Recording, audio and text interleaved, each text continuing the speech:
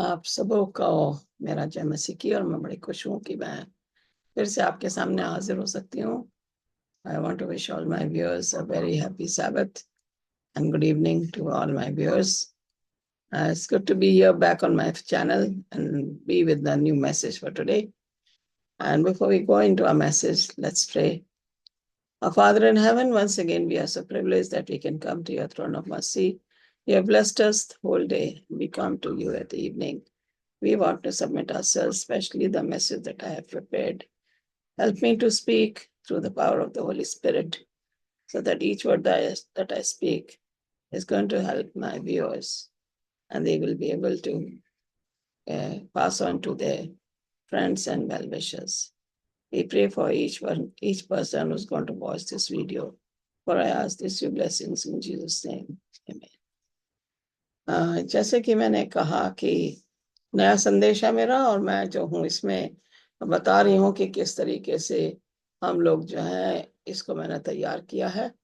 और रोमियो उसका 12वां अध्याय 9 से कुछ आयतें हम लेंगे यहाँ पे, और हम जाएंगे अपने स्लाइड में। Will go back to our slide and definitely we have something to learn for today. आज हमें कुछ सीखने का हमें मौका और मिलेगा। और हम यहाँ पे देखते हैं कि जेन्युइन अफेक्शन के यहाँ पे बताया गया है। सच्चा स्नेह, असली प्यार क्या है, उसके बारे में हम आज सीखेंगे। रोमियो उसका 12वां अध्याय 9 से 10, 9 से कुछ और आयतें भी हम लेंगे। यहाँ पे देख रहे हैं कि सच्चा मसीही जो विश्वास में रहता है वो ही सच्चा प्रेम दिखा सकता है। Genuine affection is taken from Romans chapter 12 verses 9 onward, and we can see if you have genuine affection, then only you'll be happy and follower of Christ. And therefore we are going to study what is genuine affection for today and how should a Christian walk in his day-to-day life. एक मसीही को किस तरह की चाल चलनी चाहिए अपने जीवन में, ये आज हम देखेंगे। यहाँ पे लिखा है कि let love be without hypocrisy, abhor what is evil and cling to what is good. कह रहा let love be without hypocrisy. इसमें छल कपट नहीं होना चाहिए। प्रेम निष्कपट हो, बुराई से घृणा करो, भलाई में लगे रहो। रोमियो का 12 का 9. Let love be without hypocrisy. Now, what do you mean by hypocrisy? Outwardly we show that we love our fellow human being. Inwardly we don't have the true love for the person, and we create evil thoughts in our mind, and therefore we don't want to cling to good, but we tend to go towards evil. हम बुराई की ओर ज्यादा जल्दी बढ़ते हैं बजाय इसके कि हम अच्छाई को अपनाएं। यहाँ पे कह रहा प्रेम निष्कपट हो। यीशु मसीह का प्रेम जो था निष्कपट था। Jesus loved us without any hypocrisy. Jesus had true love for each one of us. He taught us how to love us. उसने हमें प्यार करना सिखाया। उसने हमें ये भी सिखाया कि हमें बुराई से दूर रहना चाहिए। We should abhor what is evil. Stay away from evil. Only cling to what is good. जो अच्छा है उसको अपनाओ, और जो बुरा है उससे घृणा करो, उससे दूर रहो। तुम्हारा प्रेम जैसे मसीह का प्रेम है, जैसे उसका प्रेम चेलों के लिए था, उसी तरीके से उसका प्रेम जो है कैसा होना चाहिए। हमारा प्रेम निष्कपट होना चाहिए। और मसीह ने एक नमूना दिया। Jesus set a right example for us that our love should be without hypocrisy. We should love each other with love. We see Abraham had love for Lot, his nephew, and he told him, whichever side you want to go, you go. If you are going to north, I will go to south. Ibrahim का बड़ा अच्छा प्यार था अपने भतीजे के लिए। उसने कहा कि तू अगर उत्तर में जाएगा तो मैं दक्षिण में जाऊंगा। और उसने उसे अच्छी चीज चुनने के लिए मौका दिया, उसको चॉइस दे दी। इसी तरीके से हमारा परमेश्वर है, जो हमें सिखाता है कि हमें बुराई से नफरत करनी चाहिए और भलाई से हमें प्यार करना चाहिए। हमारे प्रेम निष्कपट होना चाहिए। A love has to be without hypocrisy. Now, when we look at here, be kindly affectionate one to another with brotherly love, in honor, preferring one another. भाईचारे के प्रेम से एक दूसरे पर दया रखो, परस्पर आदर करने में एक दूसरे से बढ़े चलो।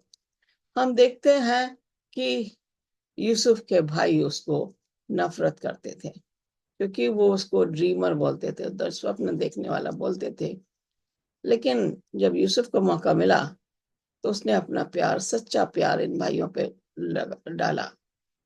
We have a story of Joseph, who was sold by his own brothers. They hated him because they didn't want to see him. His father has given him a robe of colored robe, and they felt the father loves him the most, and the father does not love them, and therefore they got rid of him by selling him. When we look at Joseph, when he got the chance, when the brothers came to Egypt to buy the grain, he first tested them whether they are still have the real love or they are still having the jealousy against the brother. He has his own way of testing him.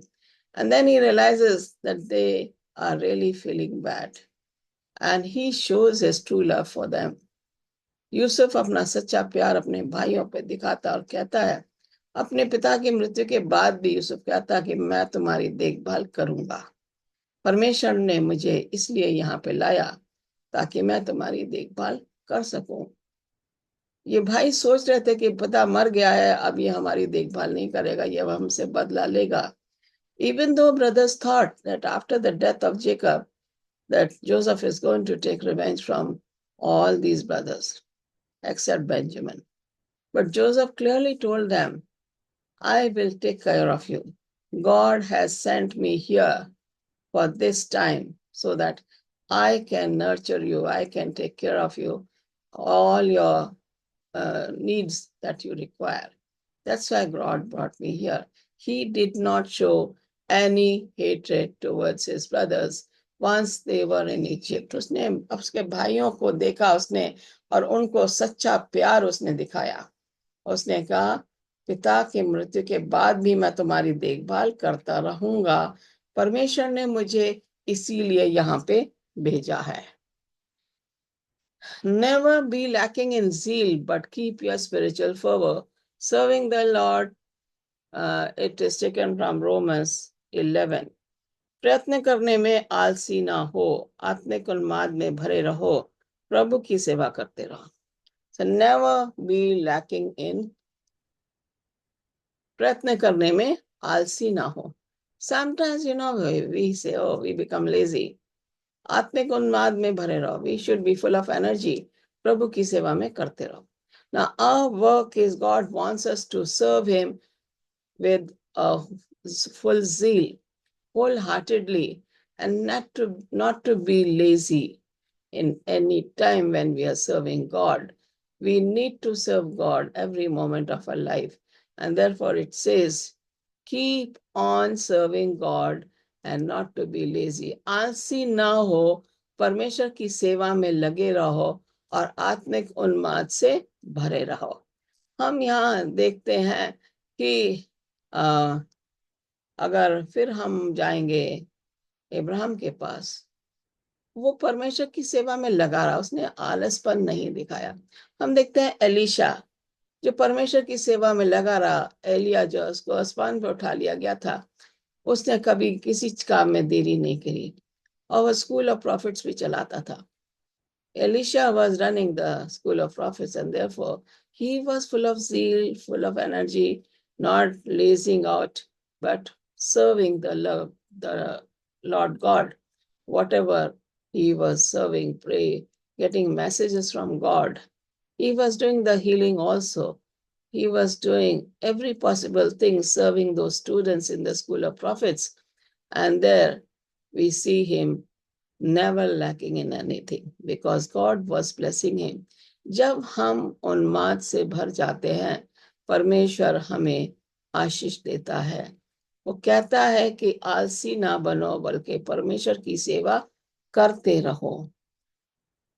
यहाँ पे कह रहा, rejoicing in hope, patient in tribulation, continuing in instant in prayer, Romans 12:12। इसको हिंदी में भी देखेंगे। आशा में आनंदित रहो, क्लेश में स्थिर रहो, प्रार्थना में नित्य लगे रहो। This is a walk of a Christian.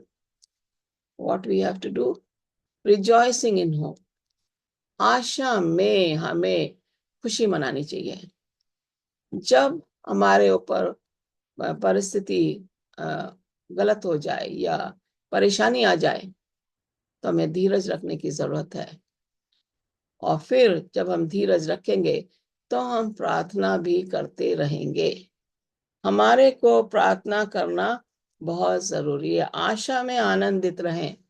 है, जब हमारे पास खुशी है तो हमें आशा हमारी बंधी हुई कि हम खुश हैं। और क्लेश, जब परेशानी आती है, we see Job, a very beautiful character in the Bible. अय्यूब को अगर हम देखें तो बहुत ही अच्छा कैरेक्टर है बाइबल का। He had so much wealth, he had the cattle, he had the camels, he had the donkeys, he had all kinds of wealth, he had good family, all was taken from him. What did he do? He showed his patience. उसने अपनी धीरज दिखाया, अय्यूब ने, और वो प्रार्थना में लगा रहा। उसने कहा परमेश्वर ने दिया, परमेश्वर ने ले लिया। He said, God has taken, God has given, God has taken. May God's name be praised. This was the kind of character we see in Bible, always praising God. He was never disturbed by the wealth that was taken away from him, by the children who were snatched away from him, and by his wife who came and told him, curse God and die. You still hold on to the faith that you're having. उसकी पत्नी ने आके बोला, क्या अभी भी तो परमेश्वर के साथ वफादार रहेगा? परमेश्वर को श्राप दे और मर जा।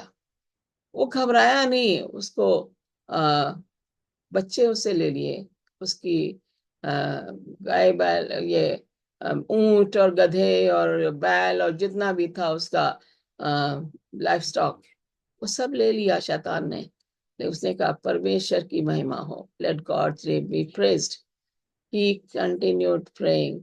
His friends came, he was not disturbed. They said, you have committed some sin in your past, therefore you are suffering.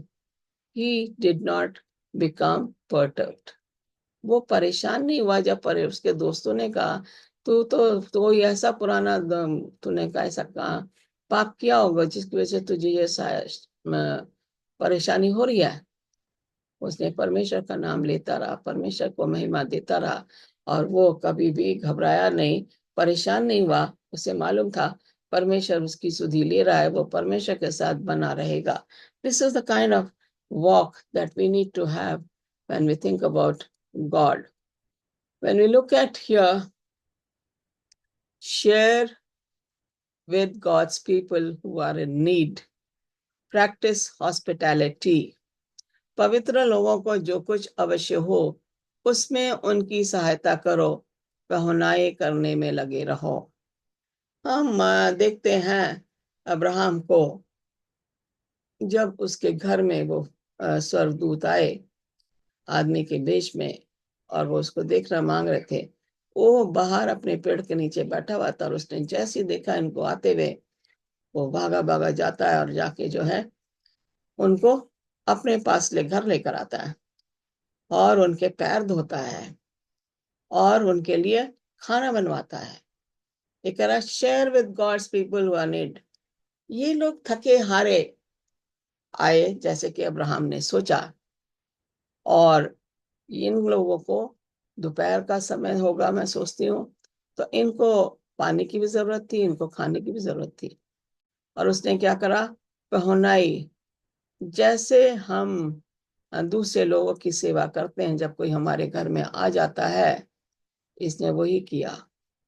हम देखते हैं कि यहाँ पे ये क्या कह रहा है, जो इसके पास था उसने वो उनके साथ किया। अपने गया और अपनी वाइफ के साथ उसने बताया, उसने उसके लिए वो भेंट काटी परमेश्वर के लिए और तैयार किया खाना उसकी वाइफ ने, सारा ने, और फिर उसने अपने हाथ से उसको परोसा और बड़े खुश हो गया। और वो जो है बैठ जाता नीचे और वो देखता कि वो खाना उनको खिलाता है।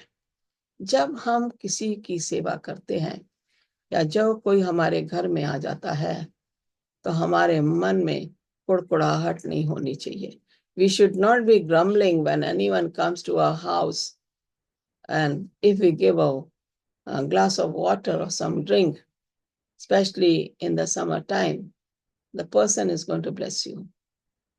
And if we don't even allow them to come to our home and you chase them away from out only, giving them some excuses, your house will never be blessed. अगर आपके घर में कोई आ जाता है और आपने उसको पानी पिला दिया या जो कुछ आपके पास है उसको दे दिया खाने के लिए, उसकी सेवा कर दी पूरे मन से। एक सेवा होती है जो कि हम ऊपरी मन से करते हैं, करते जाएंगे, हम सेवा तो करेंगे लेकिन अंदर ही अंदर हमारे मन में विचार कुछ और आता है। एक सेवा होती है जो तन मन धन से हम करते हैं, जो भी हमारे पास उस समय है हम वही ला के रख देते हैं अपने मेहमान के सामने, अतिथि के सामने, और हम चाहते हैं कि वो उसको उसका खाए या पानी पिए या कोई जूस हमने दे दिया। तो हमें परमेश्वर कहता है कि हमें पहुनाई में लगे रहो, हॉस्पिटैलिटी में लगे रहो। और जब हम ऐसा करेंगे, किसी गरीब को हमने देखा तो हमने उसको भगा दिया, कोई दूसरा आया जो कि उसकी हालत उससे अच्छी है तो उसको हमने घर में बिठा लिया। परमेश्वर इस टाइप की हॉस्पिटैलिटी नहीं चाहता, इस टाइप की पहनाई नहीं चाहता। कहता जो भी तुम करो सच्चे मन से करो, उसकी सेवा करनी तो सच्चे मन से करो। जब हम ऐसे लोगों की सेवा करते, पहनाई करते हैं, क्या पता हम परमेश्वर की सेवा में लगे हुए हैं। किसी हमने गरीब की सेवा कर दी, हमने परमेश्वर की सेवा की है। तो हमेशा ये याद रखें कि हमें पहुनाई में लगे रहना है, एक दूसरे की सेवा करते रहना है, कुड़कुड़ाना नहीं है, सच्चे मन से हमें, क्योंकि हम मसीही लोग हैं, we are Christians, we call ourselves Christian, then a trait of a Christian is to do hospitality for others. Not realizing who the person is to whom you are giving your hospitality, but realizing you are doing this service for God. जब हम किसी की सेवा करते हैं तो ये सोच के नहीं करना चाहिए कि ये इससे मुझे क्या मिलेगा, बल्कि ये सोच के करना चाहिए मैं जितनी ज्यादा सेवा करूं परमेश्वर मुझे आशीष देगा। मेरा काम है पहनाई करने का, परमेश्वर का काम है मुझे आशीष देने का। जब सच्चे मन से हम पहनाई करते हैं तो हमें आशीष अपने आप ही परमेश्वर दे देता है। तो ये परमेश्वर हमसे चाहता है। यहाँ पे हम देखेंगे bless them which persecute you and bless and curse not. अपने सताने वालों को आशीष दो, श्राप ना दो। हम यहाँ पे देखते हैं bless them which persecute you, सताने वालों को आशीष दो। अजीजों, बहुत ज्यादा मुश्किल है ये करना कि हम अपने सताने वालों को आशीष दें। हम सबसे अच्छा जो हमारे पास एग्जाम्पल है वो यीशु मसीह का है। जब हम देखते हैं कि यीशु मसीह क्रूस पे गए, यीशु मसीह को मुंह पर मारा गया, यीशु मसीह के मुंह पर थूका गया, यीशु मसीह को कोड़े मारे गए, यीशु मसीह के कपड़ों को पर्चियां काट दी, यीशु मसीह के सर पे एक कांटों का ताज बना है। Something. Jesus suffered persecution because of your sins and our sins. And he has bought us by his blood. We cannot be like God or like Christ in any way. But if someone is persecuting us, we can pray for them, we can bless them. हम यहाँ देख रहे हैं कि किस तरीके के यहाँ पे बाइबल में हमें बताया गया है। यीशु ने हमेशा कहा, सताने वालों को आशीष दो। ऐसा ना हो कि हम श्राप दें और वो श्राप जो है वो लगे ही ना, क्योंकि हमारे विचार अच्छे नहीं है, हमारी सोच अच्छी नहीं है। When our thoughts are not good about others, it's no use cursing them. Always think the other person is better than us. दूसरा आदमी हमारे से अच्छा है, वो हमें सता रहा है, he is persecuting us mentally. Sometimes it doesn't have to be physically torturing us. It can be mental torture is worse than the physical torture. जो हम देखते हैं पौलुस को, उसको क्या करा, कोड़े मारे गए, पत्थर मारे गए उस पे, और फिर वो उठा। उन्होंने सोचा अब तो ये मर गया, और वो जो है उसको छोड़ के चले जाते हैं। When Paul was beaten, Paul was stoned many times. They thought now he's no more. So the thing was they left him thinking that he's no more. But Paul gets up, God gives him a strength, energy. And when he gets up, he just dusts his clothes, goes again and preaches. When we look at stoning of Stephen, what did he say? परमेश्वर ये नहीं चाहते ये क्या करे, इनका लहू इनके ऊपर ना, मेरा को जो मार है, मेरा जो इनका लहू मेरे पे है, they are stoning me, I'm bleeding, but this not go on to them. इनको ये खून इनके ऊपर ना लगा। मतलब उसने उनके लिए माफी मांगी। In spite of what Stephen was going on, he was preaching the word of God. And when he was preaching the word of God, what happens? He is saying, let their blood not be upon them. He knew his end is very close. But he did not curse those people. पौलुस और Stephen ने लोगों को श्राप नहीं दिया उनको मारने के लिए। उन्होंने जो है क्या करा, उनको माफ कर दिया और फिर परमेश्वर की सेविकाई में लग गए। They forgave those people who beat them, who stoned them, because they were the true Christians. They were walking, they were taking the true Christian life. They were showing the good spirit of a Christian, even though Stephen was a martyr for God.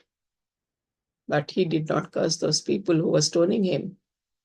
And even Paul did not curse those people who stoned him and who beat him.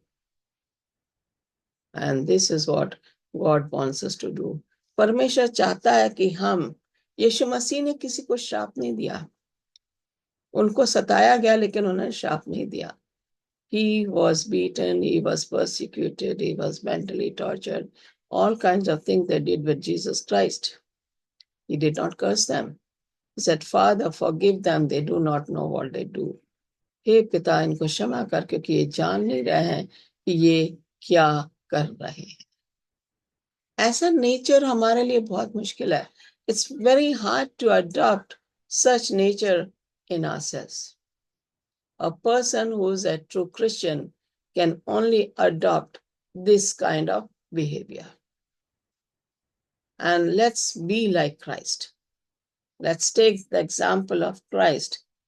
And when we take the example of Jesus Christ, एक कह रहा है अपने सताने वालों को आशीष दो। और फिर हम देखते हैं, आनंद करने वालों के साथ आनंद करो और रोने वालों के साथ रो। What a word, thoughts. Rejoice with those who rejoice, weep with those who weep. Jesus Christ was suffering on the cross. यीशु मसीह क्रूस पे थे, नीचे वहां पे क्रूस के पास लेडीज बैठी रो रही थी। वो यीशु मसीह को देख नहीं पा रही थी, उनका दुख नहीं देख पा रही थी, उनके दुख में शामिल थी। They were with Jesus Christ. They were crying for Jesus Christ. Those ladies sitting there, and Jesus was on the cross. आनंद करने वालों के साथ आनंद करो, रोने वालों के साथ रो। जहां पे हमें दूसरे को साथ बना देनी है, we have to encourage somebody, then we have to be rejoicing with those who rejoice. And we weep with the people who are weeping. And Jesus Christ, see, he was caring for his mother. He told the disciple, this is your mother. And he tells the mother, woman, this is your son. Even on the cross, he was thinking of his mother. Even on the cross, he thought of the thief who said, when you come in your kingdom, remember me. And Jesus promised him, I say, today I promise you that you will be with me in paradise. क्या type का मसीह था जिसने उसको क्रूस पे है, उसको मुक्ति दे दी उसके पापों से। दूसरे ने माफी नहीं मांगी और वो खुश हुआ कि मैं मर रहा हूं लेकिन मुझे स्वर्ग मिलेगा। यीशु ने मुझे स्वर्ग का रास्ता दे दिया, यीशु ने मुझसे वायदा कर लिया। क्या हम ऐसा कर सकते हैं? कोई हमें सता रहा, हम उसके लिए भले काम कर दें, भली बातें बोले, शायद हमारे लिए बहुत मुश्किल है कि हम दूसरों के लिए भली बातें बोलने की कोशिश करें। जब हम ऐसा करते हैं तो परमेश्वर हमारा साथ देता है। ये कह रहा है 16वीं आयत में, आपस में एक सा मन रखो। Okay, you must have one mind. अभिमानी ना हो परंतु दोनों के साथ संगति रखो, अपनी दृष्टि में बुद्धिमान ना हो। Don't be wise in your own way. Sometimes we feel, oh, I am a very wise person. I am better than the other person. मैं दूसरों से बहुत अच्छा हूँ, मुझ में बहुत अच्छी बुद्धि है, खुदा ने दी है मुझे, लेकिन मैं उनसे अच्छा हूँ। हम अपने तरीके से जब ऐसा करते हैं, ये कह रहा है कि दोनों के साथ संगति रखो। दुनिया के साथ तो रहो लेकिन दुनिया जैसे ना बनो। अपना व्यवहार, अपना चाल चलन बना के रखो ताकि लोग तुम्हारी प्रशंसा करेंगे, लोग तुम्हें आशीषित करेंगे, लोग तुम्हें आशीष देंगे। जो आनंद करने वाले उनके साथ हमें आनंद मनाना है। यहाँ पे कह रहा है हमारी सोच एक होनी चाहिए, एक मसीही इंसान की, सच्चे मसीही इंसान की सोच मसीह जैसे होनी चाहिए। The thinking of a true Christian has to be in line with Jesus Christ. If we are following Jesus Christ, if we are taking the cross which Jesus has taken for you and for me, for your sins and my sins, then a Christian must walk and take the example of Jesus Christ. एक मसीही इंसान को यीशु मसीह का नमूना लेके उसके जैसे बनने की कोशिश करनी चाहिए। तभी हम आनंद करने वालों के साथ आनंदित रहेंगे और रोने वालों के साथ हम रोएंगे भी। Then only we can rejoice with those who rejoice and we will weep with those who are weeping. This is a Christian walk for each one of us. We need to take the example of Jesus Christ. And when we do that, Jesus is going to bless us. God bless you. Let's pray. Father in heaven, once again, we are so privileged that we can come and praise your name by talking about a Christian walk, which we as Christian must take this walk and take the example of Jesus Christ in our life so that we will be able to walk and be able to share the word of God with the other people who are groping in darkness. We know we are living in the last days and your coming is very soon. And therefore, we need to take the message to the people, prepare the souls for your eternal kingdom. This is our work. This is our wholehearted service to the humanity. Help us to keep on doing it with your help. Without your help, we cannot do anything. God bless us and the people who are going to watch this video, help them to subscribe to this channel. For I ask these few blessings in Jesus' name. Amen. God bless you. फिर जल्दी ही मैं अपने channel पे आऊंगी और हम देखेंगे कि आगे हम क्या संदेश आपके लिए लाते हैं. See you soon. Keep subscribing to my channel.